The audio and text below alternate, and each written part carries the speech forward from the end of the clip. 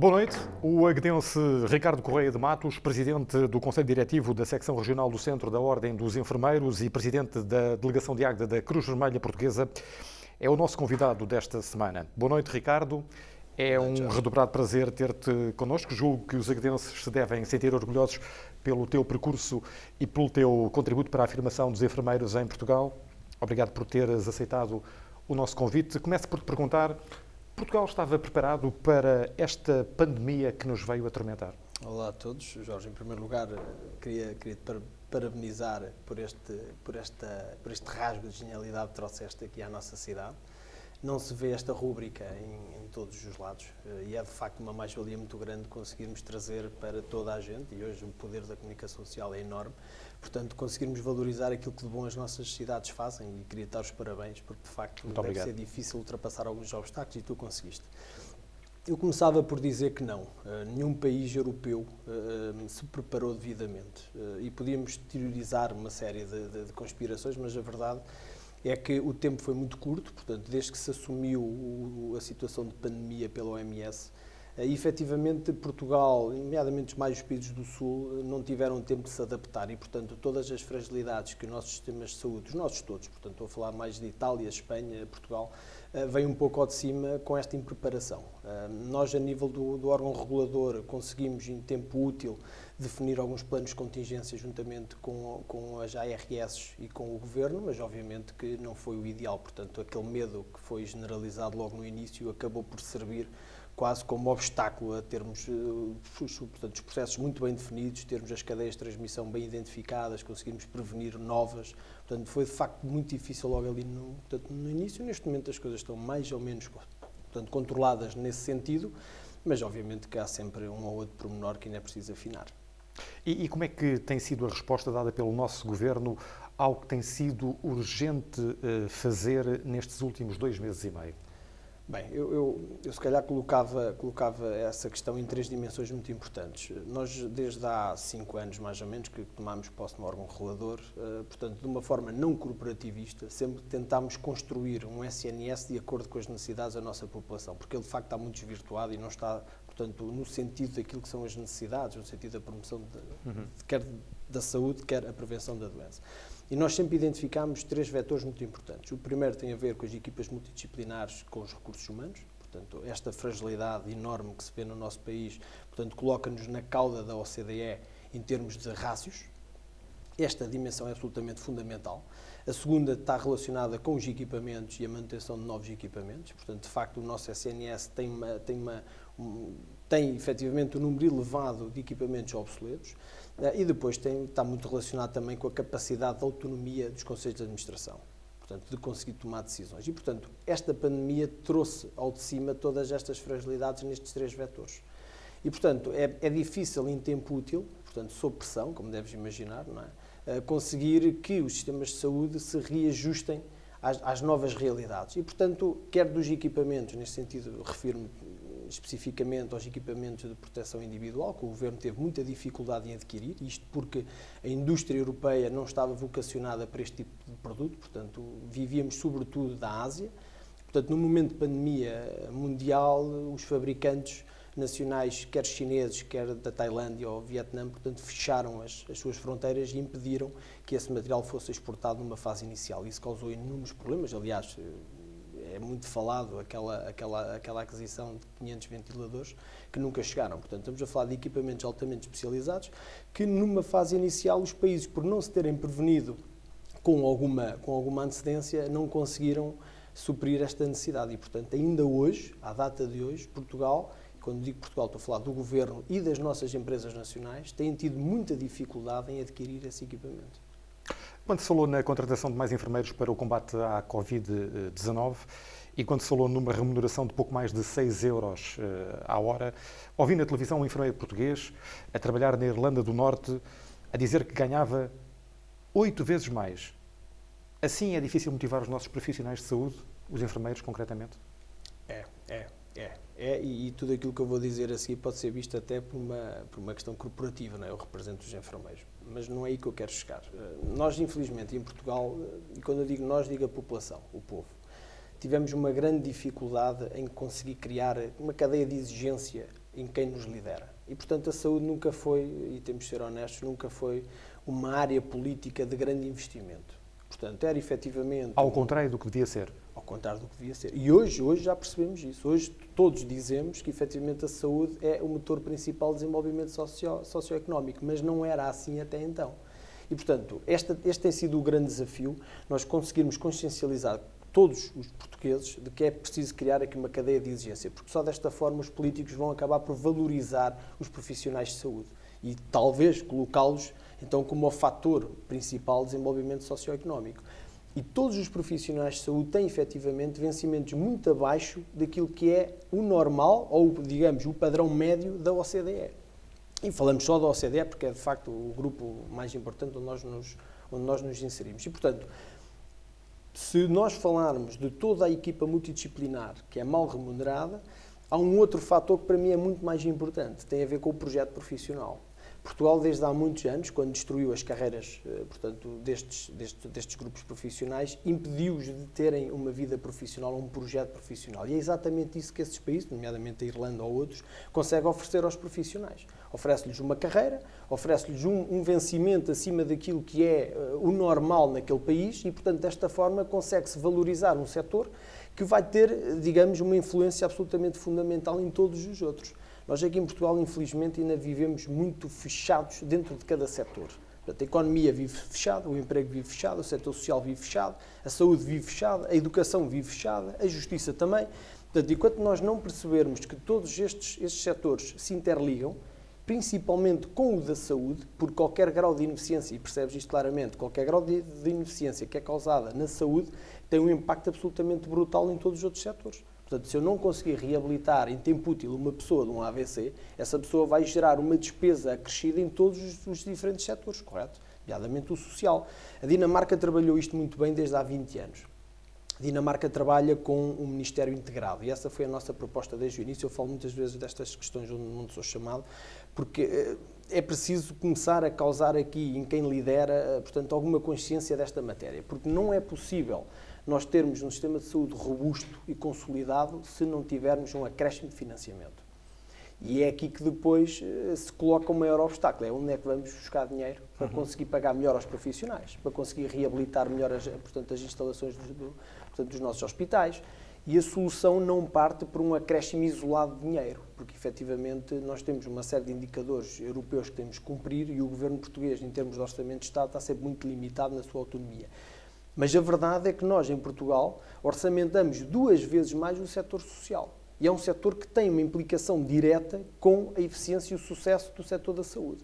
Portanto, eu diria que neste momento o primeiro desafio é nós conseguirmos integrar de uma forma sustentável os 2 setores e, por esta via, financiarmos mais a saúde, para conseguirmos, desta forma, dar outra visibilidade, efetivamente, a quem cuida, nomeadamente os enfermeiros e outros grupos profissionais, e conseguirmos nos aproximar daquilo que é a média europeia de vencimento. E isto tem um significado importante para nós, que ainda somos jovens, porque nós estamos a perder a mão de obra qualificada jovem. Portanto, os meus colegas mais qualificados estão todos a sair.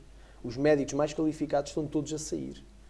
Alemanha, Reino Unido, Austrália, Estados Unidos, Canadá. Espanha não, porque Espanha neste momento também já começa a ter um excesso de oferta, mas a verdade é que nós estamos a começar a perder estes jovens que nos garantem, portanto, uma saúde sustentável dentro de 10, 15, 20 anos. Não é? E, portanto, eu acredito também que dentro desta pandemia vai haver aqui uma oportunidade, que é esta consciencialização e vamos seguramente conseguir inverter, pelo menos é essa a minha crença muito séria, conseguir inverter algumas políticas de saúde. Muitos têm aplaudido, e com toda a justiça, o desempenho dos enfermeiros, dos nossos bravos enfermeiros. O Ministro da Saúde alemão veio dizer que o aplauso é simpático, mas a segurança e a compensação financeira são ainda melhores, garantindo que o Governo da Alemanha está a trabalhar nisso. Marta Temido não tem a sensibilidade do seu congénero germânico? Bem, vou tentar ser um pouco politicamente correto. Nós e a doutora Marta Temido temos tido algumas divergências no último ano e meio. Eu acredito que a doutora Marta Temido tem efetivamente essa sensibilidade. Eu acredito que sim, até porque a tese de doutoramento dela visava sobretudo o task shifting, portanto, a otimização máxima de todos os recursos humanos dentro da equipa multidisciplinar. Portanto, eu penso que ela entende e valoriza. Existem, porventura há aqui outros obstáculos ou outros desafios que o Ministério não está a conseguir ultrapassar para atingir esse grau de valorização. Eu penso que o primeiro é a mentalidade política, sobretudo. Nós em Portugal alimentamos muito a política com um vetor demasiado reativo. Isto é, nós não prevenimos, nós reagimos. E quando nós reagimos nunca sabemos muito bem qual vai ser a resposta do lado de lá. E, portanto, há aqui sempre uma tentativa de esconder ou de mentir a realidade, ou de esconder, sobretudo esconder, que é aquilo que nos últimos 2 meses eu se calhar colocava a tónica. E eu penso que neste momento a consciência alemã ou a consciência dos políticos mais do norte da Europa é uma consciência mais realista, de maior proximidade ao povo.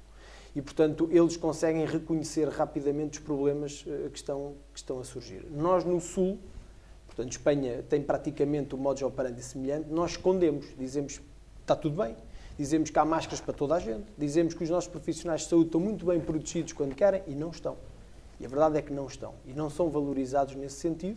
E, portanto, e depois cai sempre neste desafio que há pouco eu falei, que é o desafio económico, é como financiar. Porque a partir do momento que um político, portanto, assume uma dificuldade, assume um obstáculo, assume ali uma menos-valia, ele tem que atuar sobre ela. E, portanto, se a Marta Temido afirma publicamente que, efetivamente, os profissionais de saúde, nomeadamente os enfermeiros, que têm um valor de remuneratório muito baixo, necessita de ser revisto, ela está a ter um compromisso perante a sociedade de o fazer. E, portanto, eu acredito que falta esta coragem, que é nós dizermos à sociedade que temos efetivamente aqui um problema e temos que nos focar neste problema e vamos trabalhar para o resolver. E, portanto, enquanto não houver esta coragem política, vamos ter sempre esse discurso politicamente correto de não, está tudo bem, as coisas vão-se fazendo. Houve um enfermeiro português de Aveiro a exercer a profissão em Londres que acabou elogiado pelo primeiro-ministro britânico Boris Johnson. Isso dá força à ordem dos enfermeiros nas conversações com António Costa? Dá, quer dizer, eu volto a dizer, eu acredito que quer o Primeiro-Ministro, quer quem está no Ministério, conhece a realidade e, portanto, sabe perfeitamente que os enfermeiros, por força daquilo que é a natureza do que eles fazem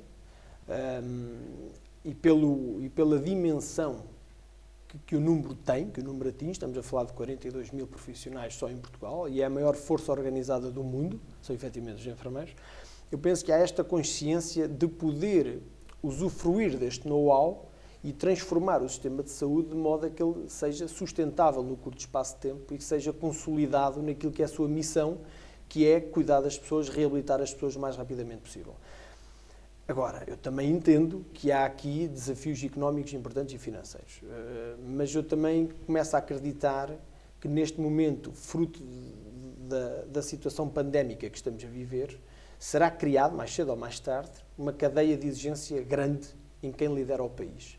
E, portanto, eu não me admira nada que no próximo Orçamento de Estado vamos crescer para a saúde 10% ou 15%, não tenho dúvida absolutamente nenhuma. Mas não seja por exigência internacional.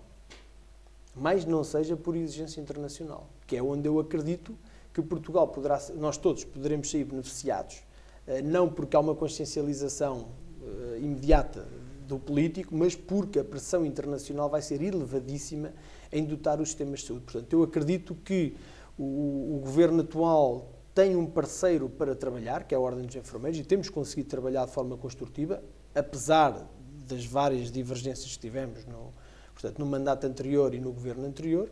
O que é verdade é que nós, desde que esta situação se iniciou, temos trabalhado de uma forma positiva, temos sido efetivamente mais um motor construtivo do que propriamente um motor destrutivo ou crítico-destrutivo, e isto é, no fundo, assumido por todos os agentes políticos. Eu penso que vamos ter aqui uma janela de oportunidade para trabalhar com este governo.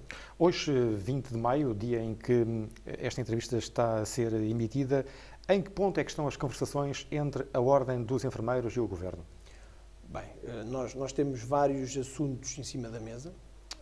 Temos, portanto, a situação do internato. Portanto, nós, neste momento, o nosso regulamento direciona a enfermagem para uma prática avançada e, portanto, este reconhecimento político vai obrigatoriamente levar a que os enfermeiros se especializem através de um internato.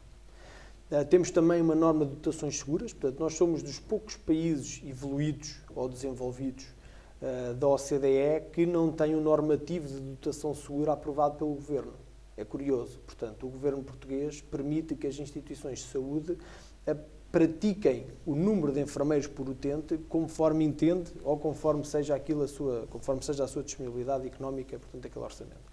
Nos restantes países não é assim. Portanto, nós temos decretado, portanto, em lei, a maior parte deles em lei, que define o número de enfermeiros para ou X camas ou naquela área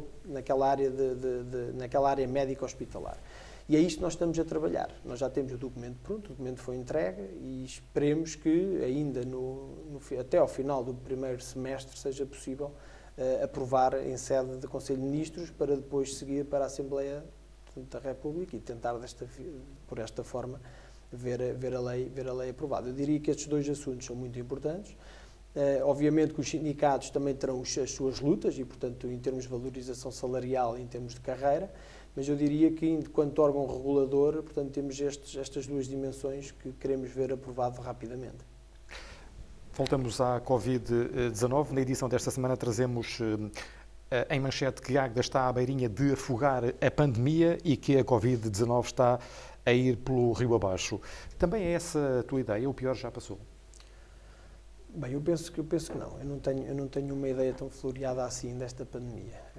Eu acredito que estamos a lidar com um vírus altamente resistente, altamente mutável. Portanto, ao contrário daquilo que é o vírus da gripe, que sofre mutações quando passa do hemisfério sul ao norte, pela temperatura e pela pressão, este coronavírus específico, porque temos vários, não é? Mas este coronavírus específico, não tem tido esse comportamento em sede laboratorial. Portanto, aquilo que tem vindo a ser público dentro das correntes científicas é que, efetivamente, trata-se de um vírus com uma grande capacidade de mutação, portanto, altera a sua capacidade genética muito rápido, e isto tem causado muitas dificuldades na criação da vacina. Portanto, não existindo uma vacina que seja eficaz no curto espaço de tempo, portanto, eu diria que temos uma realidade que se vai prolongar no tempo. E isto causa aqui muitas alterações na nossa sociedade, e nós somos um povo do toque, não é? Somos um povo que gosta do abraço e, portanto, possivelmente nos próximos tempos vamos ter mesmo que alterar alguns comportamentos de vida e tentar, dentro do possível, viver com este vírus. E vai ser indispensável a máscara? Sim, eu acredito que sim. Aliás, eu também acredito que talvez tenha sido um dos erros que nós cometemos desde o início, foi não ter legislado a sua obrigatoriedade nos espaços públicos e privados. Mas mesmo assim, e atendendo aos números, à realidade dos números, à frieza dos números, Portugal está a passar um bocadinho ao lado, entre os pingos da chuva, desta Covid-19. Bem, aquilo que nos vai chegando, e como se trata de um vírus novo, nós não temos assim tanta informação científica validada, temos que partir deste pressuposto, não é? Que é um pressuposto que é, digamos, não muito sólido. O que é que eu quero dizer com isto? E há pouco tempo houve uma informação da OMS a informar que aparentemente o vírus não se transmite, portanto, em superfícies sólidas. Portanto, ao contrário daquilo que era, portanto, um pressuposto praticamente aceito universalmente. Portanto, isto está tudo a mudar e cada vez que se conhece mais sobre este vírus vamos tendo novas opiniões. Agora, de facto, entendo que nessa questão que me colocaste, entendo que sim, entendo que vai alterar os padrões de vida, sobretudo os padrões de vida. Acredito verdadeiramente que vamos ter que usar a máscara por um tempo indefinido, vamos ter que adotar novos comportamentos de lavagem e desinfecção das mãos de forma muito frequente, para que possamos voltar a ativar a nossa economia, porque, como sabes, Portugal não tem propriamente recursos naturais que nos possibilitem, portanto, abdicar quer da hotelaria, quer da restauração, quer do turismo. Portanto, temos que reativar esses três setores que são absolutamente fundamentais para a nossa economia e vamos ter que o fazer em extrema segurança. Portanto, neste momento o desafio parece-me que é mais este. Como é que tem sido este teu desafio, agora já em segundo mandato, na presidência da secção regional do Centro da Ordem dos Enfermeiros? Estás a gostar? Tem sido aliciante? Tem. Estou a gostar muito. Portanto, os desafios são enormes. Portanto, liderar um órgão regulador que opera, portanto, no setor mais competitivo e complexo da nossa sociedade, que é a saúde, não é? Que é onde operam mais atores, onde os stakeholders são mais corporativistas, portanto, é extremamente difícil. Mas é aliciante porque estamos a falar da vida das pessoas, não é? Se nós conseguirmos melhorar a vida das pessoas, para nós é um altruísmo ímpar, não é? E, portanto, tem sido um privilégio e tem sido uma honra poder trabalhar neste órgão regulador e, sobretudo, conseguirmos alterar políticas de saúde, não é? E tentar, por esta via, melhorar a vida de todos nós, ao mesmo tempo, obviamente, que defendemos aquilo que nós consideramos ser imprescindível para o desenvolvimento do setor, em consonância com aquilo que é a nossa profissão, isto é, de que modo é que a minha profissão consegue ser uma mais-valia para a sustentabilidade do sistema. Portanto, o desafio é exatamente este, e não olhar para esta oportunidade de liderar uma organização destas num sentido mais corporativo, que é, ok, eu sou enfermeira, me interessa-me aquilo que eu quero para mim, portanto, eu ao comportar-me assim não seria muito diferente de todos os outros que já passaram por estes cargos e que, infelizmente, nunca conseguiram um grau de cooperação elevado entre os vários stakeholders da saúde. Nós, a partir do momento que temos uma postura mais construtiva, no sentido de perceber que cada um de nós, portanto, enfermeiros, médicos, psicólogos, farmacêuticos, cada um de nós tem um papel a desempenhar. E naquilo que eu entendo ser a melhor construção possível para um sistema de saúde, como é que a minha profissão consegue contribuir. Como é que a profissão médica consegue contribuir? Como é que o farmacêutico consegue contribuir? E ver este sistema a funcionar de uma forma integrada. Este é o maior desafio de todos. E, portanto, eu tento diariamente aproveitar este tempo que é limitado, não é? em que estamos a liderar estas instituições, para conseguir criar esta sinergia entre todos. Porque eu acredito verdadeiramente só a cooperarmos entre todos é que vamos conseguir ter um futuro muito melhor. Já fizeste referência que há 42 mil enfermeiros em Portugal. Quantos é que a secção regional do Centro da Ordem dos Enfermeiros representa? Cerca de 16 mil. 16 mil que irá de Aveiro até próximo de Lisboa. Sim, nós representamos 6 distritos, portanto, Aveiro, Coimbra, Leiria, Viseu, Guarda e Castelo Branco. São os 6 distritos representados por esta secção regional, que representa cerca de 16 mil enfermeiros. E quais são os grandes objetivos para este mandato que se iniciou há pouco tempo? Para este segundo mandato? Durante este bocadinho nós já falámos de uma série deles, não é? Mas eu colocava a tónica num, que parece-me que é o maior desafio que nós temos, que é, eu diria, a consciencialização do empoderamento pessoal. Isto é, até que ponto é que eu, enquanto enfermeiro, consigo ser um sujeito ativo, um ator ativo na construção de políticas institucionais. Não estou a falar de políticas nacionais. Eu trabalho num serviço hospitalar, eu trabalho num centro de saúde. Como é que eu sou um agente construtivo de melhores políticas na minha instituição? E este empoderamento individual é a maior libertação que tu podes dar, portanto, a um profissional. Portanto, convencê-lo e consciencializando de que ele, efetivamente, ao mesmo tempo que desenvolve a sua competência, a sua atividade em prol daquilo que são os seus indicadores, os indicadores do serviço onde ele trabalha, consegue ser ativo na construção de novas políticas de saúde, novos processos de cuidar. E, portanto, isto é absolutamente fundamental. Nós, no nosso plano, pela primeira vez fizemos um plano orçamental para 4 anos. Portanto, nós temos um plano de atividades orçamental de 4 anos, é plurianual, semelhante àquilo que nós passamos a vida a exigir ao Governo que faça também no setor da saúde. Portanto, fizemos-lo e o nosso plano tem indicadores a 4 anos.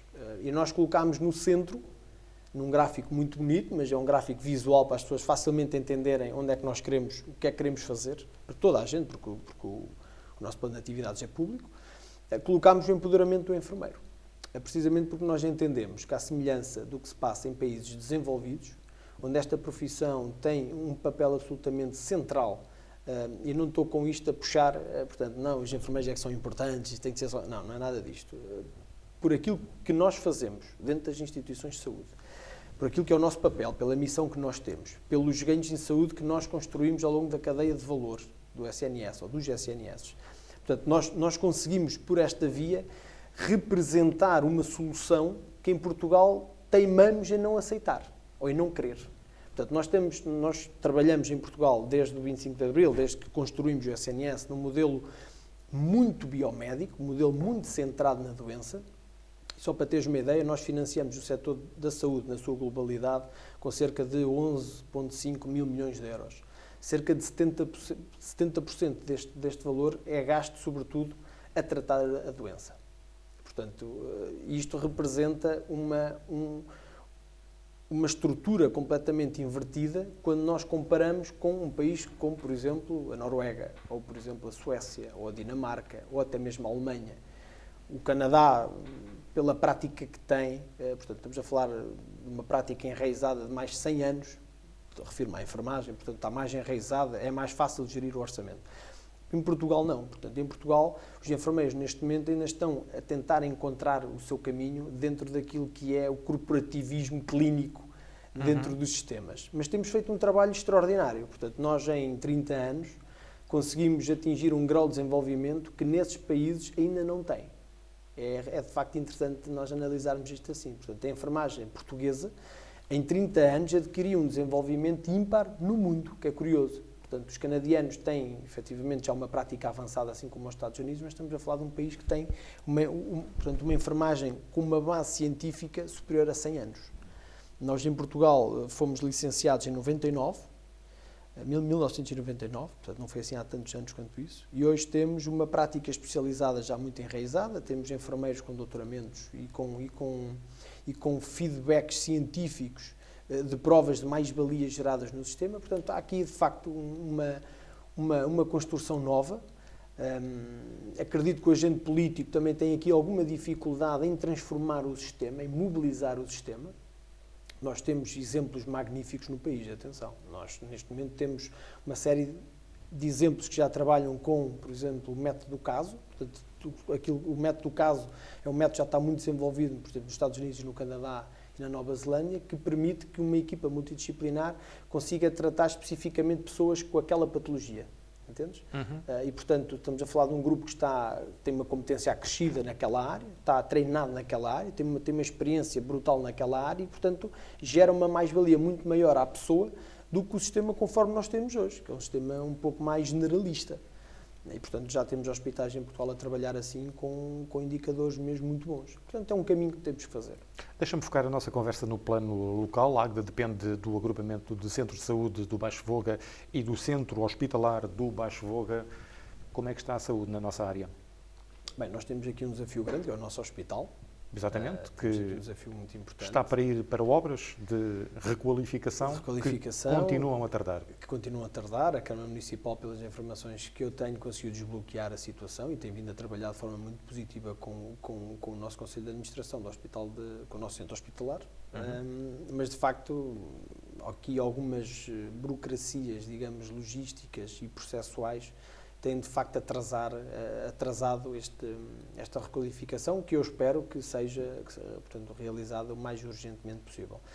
Eu penso que urge, a nível dos centros hospitalares, não é só o nosso, eu até digo isto de uma forma mais globalizada, digamos que um plano estratégico a longo prazo. Eu penso que isto tem faltado. Voltamos àquele assunto inicial, que é a nossa incapacidade de prevenir e de planear, não é?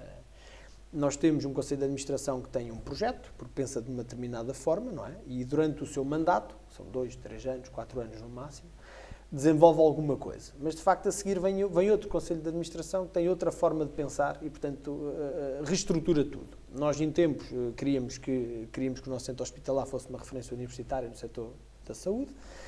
Existiu uma série de constrangimentos a nível universitário, nomeadamente o curso de mestrado de Medicina, que acabou por ser eliminado, de Aveiro, e, portanto, alterou completamente aquilo que era uma política pensada para o nosso centro hospitalar.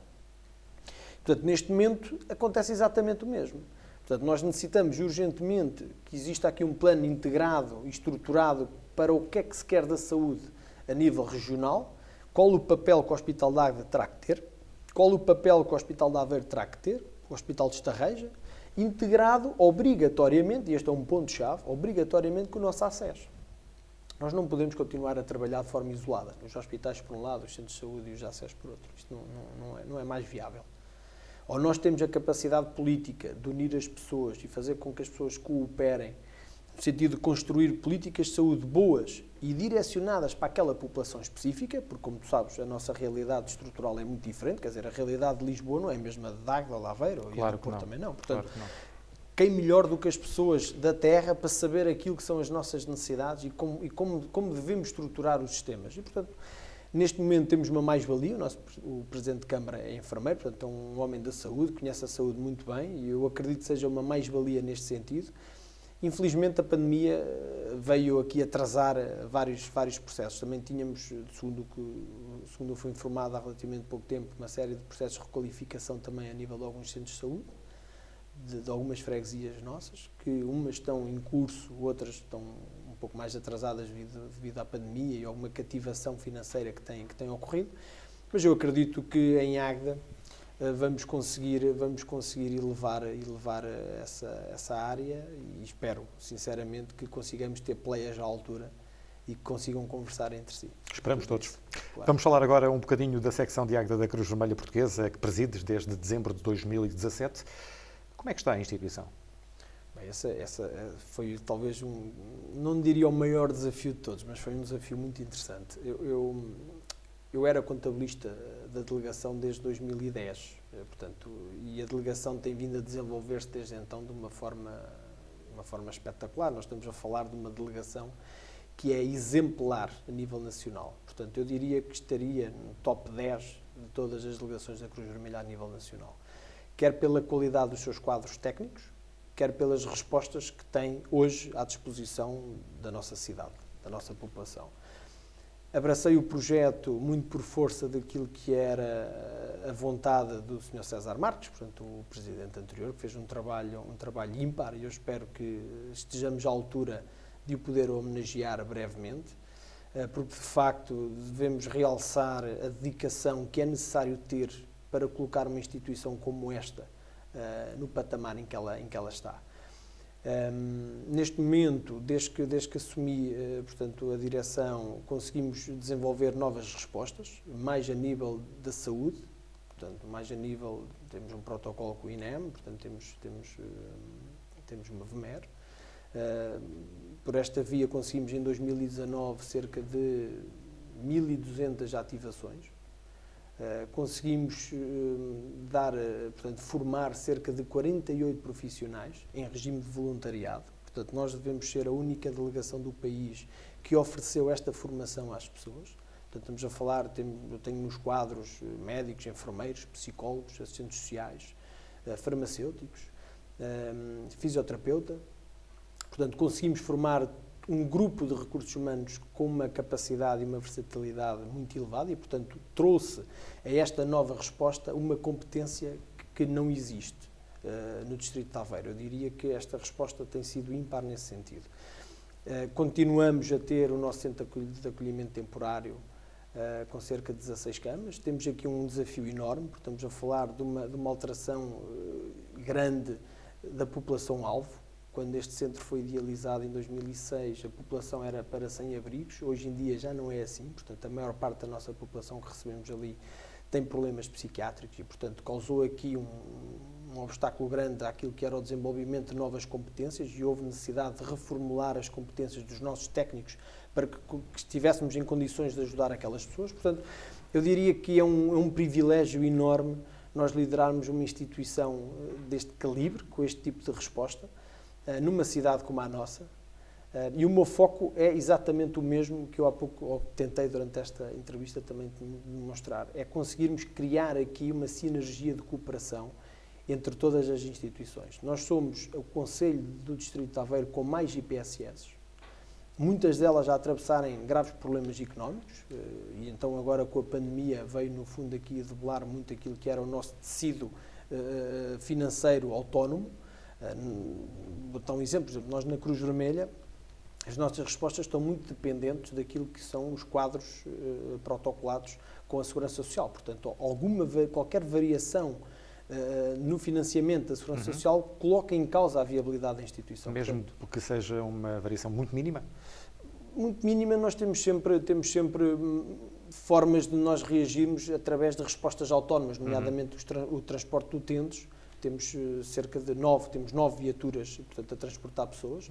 Portanto, temos aqui um volume muito interessante. Portanto, aquele quadro que há pouco te expliquei de recursos humanos, toda a requalificação do pessoal com cursos de TAS e TAT, tudo assumido pela delegação, veio, no fundo, formar e equipar estas pessoas com novas ferramentas e novos conhecimentos e conseguimos suportar pequenas variações através destas respostas. Mas, obviamente, que estamos a falar de prejuízos elevadíssimos quando não conseguimos ter os protocolos devidamente formalizados e liquidados em termos de tesouraria com o prazo que está estipulado. Portanto, o desafio de facto é este. O desafio é tu conseguir gerir, portanto, o que são respostas autónomas, do que são respostas protocoladas, recursos humanos, nós somos 38 colaboradores, mais 48 voluntários, e portanto o desafio tem sido espetacular. Mas encontrei uma equipa profundamente motivada, uma equipa multidisciplinar de grande qualidade, e temos conseguido trabalhar nestas novas respostas e dar outra consistência às anteriores. É bem verdade que a Covid-19 trouxe problemas financeiros a muitas instituições particulares de solidariedade social. Também foi o caso da Cruz Vermelha? Sim, nós tivemos uma redução de cerca de 80% nos transportes de doentes na urgente. Portanto, os transportes de pessoas que nós fazemos diariamente para o IPL de Coimbra, para os hospitais da Universidade de Coimbra, para o nosso centro hospitalar, portanto, tivemos uma redução de cerca de 80%. Porque consultas foram canceladas e tratamentos também. Fisioterapia, tratamentos, sim. Nós conseguimos colmatar com uma formação acrescida que demos aos nossos técnicos para que fosse possível sermos uma referência Covid. Portanto, as nossas ambulâncias são uma referência Covid, com todos os equipamentos que são necessários e o custo associado, não é? Que é muito elevado. Temos também um carro novo de transporte para a dimensão mortuária, portanto vamos ser o único operador a nível do distrito que tem uma ambulância refrigerada para transportar, portanto, os cadáveres. Portanto, temos conseguido ter aqui uma panóplia de soluções e diversificar aquilo que é a nossa atuação autónoma, onde nós nos possamos financiar para conseguir manter postos de trabalho, conseguir requalificar as pessoas, dar formação às pessoas. Portanto, o desafio tem sido este. E quais são os desafios para o futuro próximo? São grandes. Nós temos um projeto aprovado na ARS, na área da saúde mental.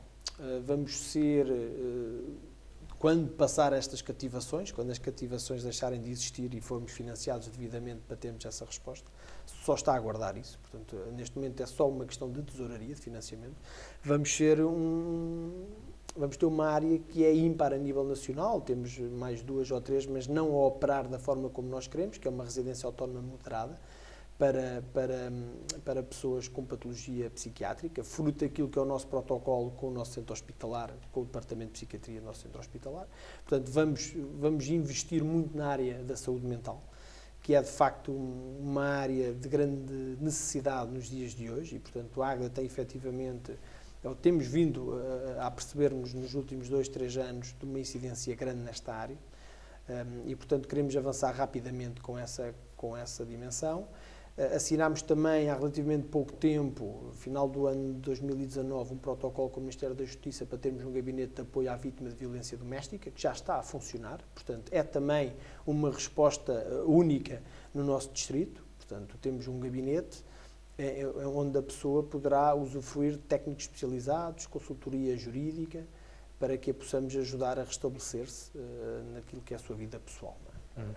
Já fizeste referência a um protocolo que tem com o INEM, deduzo que na área da resposta de emergência. Sim. Como é que é a vossa relação com os bombeiros voluntários de Águeda? Complementam-se ou não? Sim, eu penso que sim, a relação é positiva, portanto há uma relação pessoal com o Presidente, com o São Bento, muito boa, e temos vindo a trabalhar em conjunto para que não exista, portanto, uma competição feroz nestas áreas, porque o caminho efetivamente não é esse. Portanto, os bombeiros já trabalhavam nesta área, mas os bombeiros não tinham uma capacidade autónoma suficiente para dar resposta a todas as solicitações do CODU. Portanto, nós durante muito tempo enviávamos outros pedidos para, por exemplo, Mialhada ou outros, e nós por essa via conseguimos ter aqui em Águeda uma resposta que está atempada. Portanto, as ambulâncias estão aqui na nossa região, saem rapidamente, o pessoal está formado, com excelentes qualificações. Portanto, estamos a falar de 48 pessoas com cursos recentíssimos, portanto, de 1 ano. E, portanto, nesse aspecto eu penso que a solução é sempre a mesma. É nós conseguirmos encontrar sinergias entre as nossas instituições, de uma forma muito honesta, portanto, e transparente, conseguirmos também perceber onde uma instituição pode desempenhar um trabalho melhor do que outra e, por essa via, complementarem-se. O caminho será sempre esse, porque nós com 34 IPSS no nosso Conselho, se continuarmos com uma competição feroz entre as várias instituições, não vamos seguramente ter sucesso. Quais são os teus desígnios, os teus grandes desígnios enquanto líder das duas instituições a que estás ligado? Bem, é sempre uma pergunta difícil de responder. Eu diria que o primeiro, e é no fundo um pressuposto que eu parto sempre dele, que tem a ver com a cooperação. Eu sou um crente absoluto da cooperação. Não o digo por parecer bonito, é a minha forma de estar e quem trabalha ao meu lado sabe perfeitamente aquilo que eu estou a dizer. Quanto maior a nossa capacidade de atrair pessoas competentes para trabalharem ao nosso lado, maior é a nossa probabilidade de ter sucesso. E ter sucesso é aquilo que nós todos podemos definir, não é? Sucesso para mim é ser feliz. E eu, nos últimos anos, tenho sido muito feliz por esta via. Eu tenho conseguido rodear-me dos melhores, quer numa instituição, quer noutra, quer na minha vida profissional, na minha vida pessoal. Eu penso que esse tem sido o segredo do sucesso destas instituições, é conseguirmos ter a capacidade de, por um lado, darmos autonomia às pessoas que trabalham ao nosso lado, para que as pessoas se sintam autónomas e capazes e valorizadas, dar-lhes um propósito de fazer aquilo e porque é que se deve fazer aquilo, portanto, tendo sempre em vista que há uma motivação financeira, obviamente, mas além da financeira tem que haver também aqui uma realização pessoal. Portanto, se tivermos a capacidade dentro daquilo que é o nosso trabalho de proporcionar isso às pessoas, portanto, é uma mais-valia enorme. E depois eu diria a mestria, que a mestria é tentar fazer as coisas bem, tentarmos dar ferramentas às pessoas que estão ao nosso lado para que as façam bem. E eu, quer numa instituição, quer noutra, temos proporcionado horas e horas de formação a toda a gente, para que consigamos desta forma requalificar os nossos quadros. Portanto, no fim, tem sempre as pessoas. Portanto, a nossa forma de estar, o nosso objetivo central será sempre melhorar a vida das pessoas, quer das pessoas que precisam de nós, quer das pessoas que trabalham connosco. Tu estás à beira da ternura dos 40, daqui a 10 anos, daqui a 10 anos gostavas de estar continuado ligado à saúde e à solidariedade social? Sim, eu vejo. Por acaso não penso muito nisso, mas se me fazes essa questão, eu vejo-me nesta área, a trabalhar nesta área, sim. Eu gosto muito do que faço, sinto-me feliz a fazer isto. Não sou propriamente uma pessoa ligada ao mundo económico e financeiro, portanto não é esse o meu propósito, eu gosto de fazer isto. E penso que temos tido sucesso a fazer isto, temos conseguido melhorar muito aquilo que são a vida das pessoas. E é esse propósito que nos move. E sim, eu diria que sim, gosto da área, gosto daquilo que tenho vindo a fazer. E é agradecer, no fundo é agradecer este percurso, porque nós não chegamos aqui sozinhos, impossível chegar aqui sozinho, não é? Isto é fruto do trabalho de centenas e centenas de pessoas que confiam em nós. E, portanto, esse peso de responsabilidade, no fundo, envelhece-nos, não é? Envelhece-nos um pouco, não é? A responsabilidade de estar à altura dos desafios, a responsabilidade de não falhar, a responsabilidade de ser justo, ser correto. Portanto, estes valores que nós imprimimos no nosso comportamento e nas nossas escolhas diariamente é também fruto daquilo que são as exigências de quem trabalha ao nosso lado. Daí a necessidade de puxarmos para nós os melhores.